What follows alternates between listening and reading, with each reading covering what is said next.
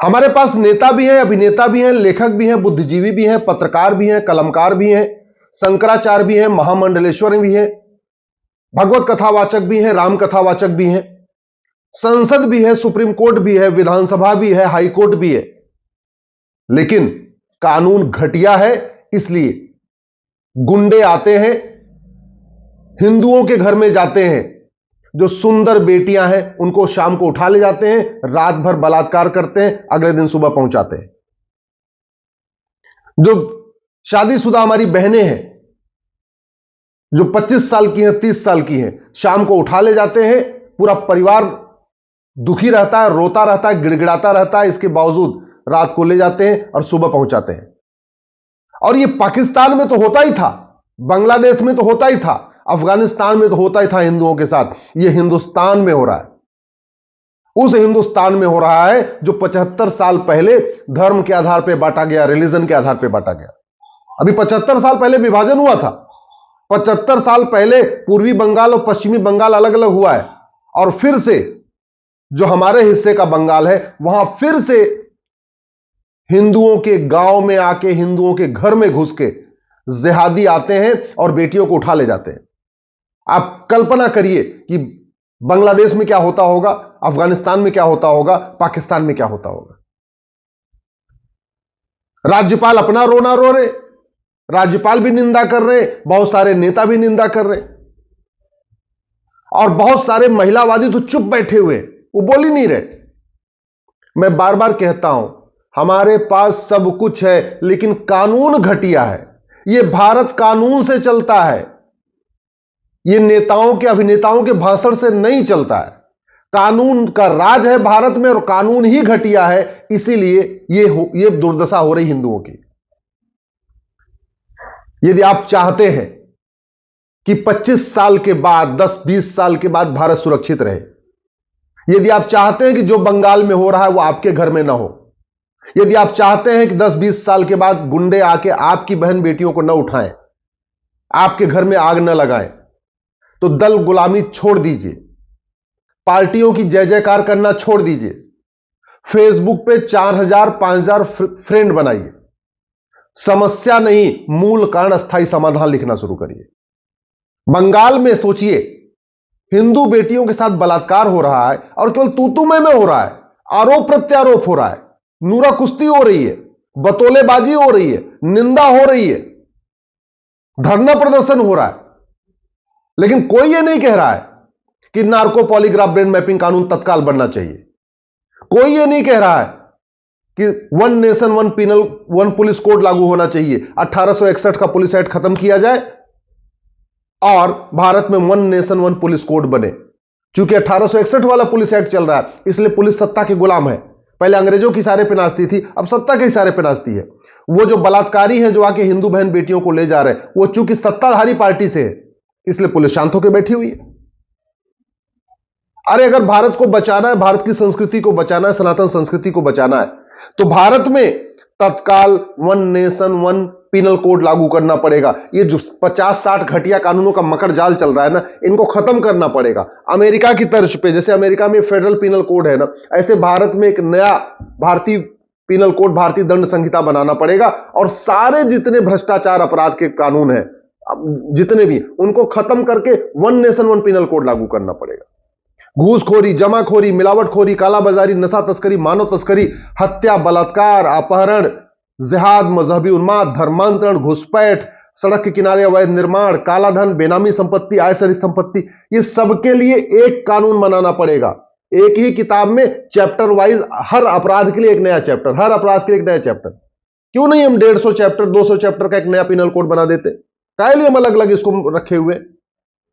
अगर वास्तव में अपराध खत्म करना है, तो भारत में हमें एक पुलिस चार्टर लागू करना पड़ेगा। पुलिस चार्टर का मतलब 1 घंटे के अंदर एफआईआर होना चाहिए और 1 महीने के अंदर जांच होनी चाहिए।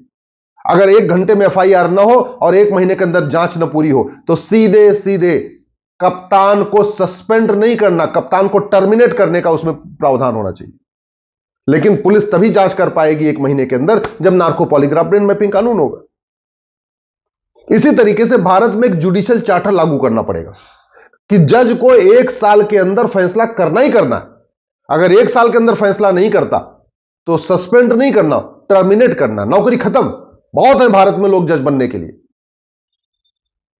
कठोर कानून बनाना पड़ेगा, जस्टिस विद इन ईयर लागू करना पड़ेगा।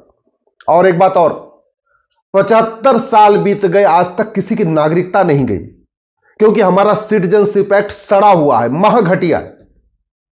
हमें जो 1955 में सिटीजनशिप एक्ट बना था, इसको बदलना पड़ेगा। बलात्कारियों का, जिहादियों का, पत्थरबाजों का, अलगाववादियों का, आतंकवादियों का, माओवादियों का, नक्सलियों का, इनकी नागरिकता खत्म करने के लिए उसमें प्रावधान रखना पड़ेगा। मैं गारंटी के साथ कहता हूं, जिन्होंने बंगाल में यह काम किया है ना, उनकी 100% प्रॉपर्टी जब्त करिए, उनकी नागरिकता खत्म करिए, उनको आजीवन कारावास, फांसी दीजिए 1 साल के अंदर। दोबारा कोई जरूरत नहीं करेगा।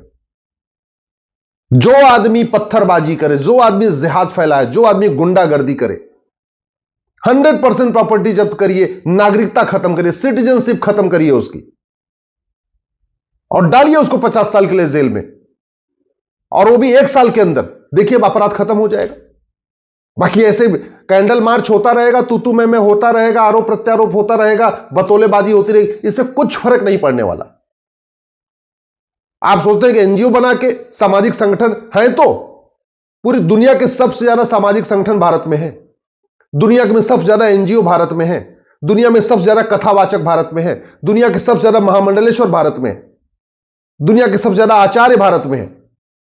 भगवान राम यहां पैदा हुए, भगवान कृष्ण यहां पैदा हुए, भगवान महावीर यहां पैदा हुए, भगवान गौतम बुद्ध यहां पैदा हुए, गुरु गोविंद सिंह जी यहां पैदा हुए, छत्रपति शिवाजी यहां पैदा हुए।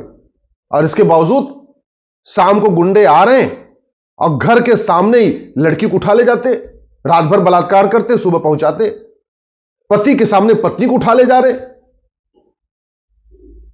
ये इस पर चर्चा नहीं होनी चाहिए। मुझे तो आश्चर्य हो रहा है कि सुप्रीम कोर्ट हर चीज पे सुओ मोटो लेता है, इस पे सुओ मोटो क्यों नहीं ले रहा है? इस पे संसद में चर्चा क्यों नहीं हो रही है? इसमें विधानसभा में चर्चा क्यों नहीं हो रही है? घटिया कानूनों पे बदलने पे चर्चा क्यों नहीं हो रही है? चलो वो चर्चा करे चाहे ना करे, आपको अगर अपने परिवार की चिंता है, अपने भविष्य की चिंता है, याद रखिएगा, हल्द्वानी में आगजनी हुई है, पुलिस वाले ही मारे गए हैं। आम जनता छोड़ दीजिए, पुलिस वाले पिटे हैं। बंगाल में पुलिस है, शाम को आके बेटियों को उठा ले रहे हैं, सुबह पहुंचा रहे हैं। समाधान इसका केवल और केवल police reform, judicial reform, administrative reform है।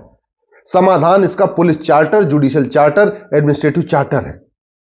समाधान इसका जस्टिस विद इन ईयर है, साल भर के अंदर मुकदमे का फैसला। समाधान इसका नागरिकता खत्म करने वाला कानून है।